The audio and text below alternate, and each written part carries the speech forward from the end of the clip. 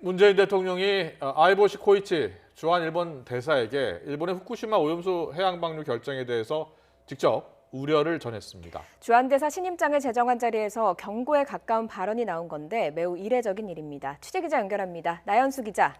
네, 청와대입니다. 네, 일본의 후쿠시마 오염수 해양 방류 결정에 대해서 문 대통령이 직접 일본 대사에게 우려를 전했죠.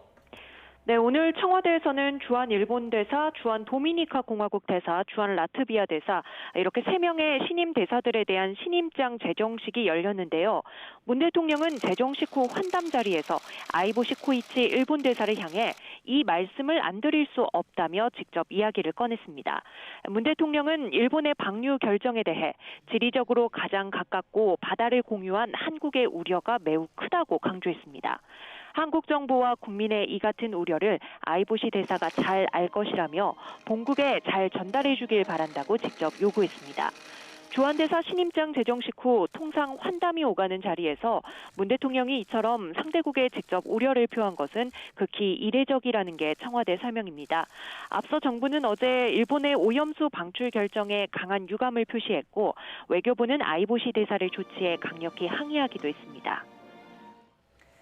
네, 이와 함께 문 대통령이 이 문제를 국제사법기구에 제소하는 방안을 검토하라고 지시했다고요. 네, 문 대통령은 국제해양법 재판소에 일본의 원전 오염수 해양 방류 결정과 관련해 잠정 조치를 포함한 제소 방안을 적극 검토하라고 오늘 오전 청와대 회의에서 지시했습니다.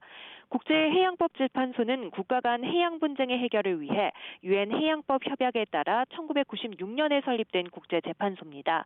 주로 해양 대륙분 경계, 어업권, 해양 환경보호, 배타적 경제수역, 분규를 다루는데요. 문 대통령이 말한 잠정 조치란 일종의 가처분 신청으로 생각할 수 있습니다.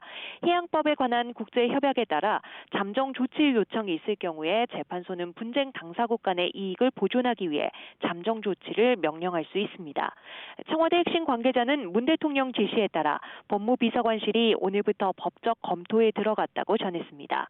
미국과 국제원자력기구 IAEA가 일본의 오염수 방류 결정에 문제 없다는 입장을 낸 데 대해서는 우리 정부가 다른 나라 입장에 대해 언급하는 건 부적절해 보인다고 말을 아꼈습니다.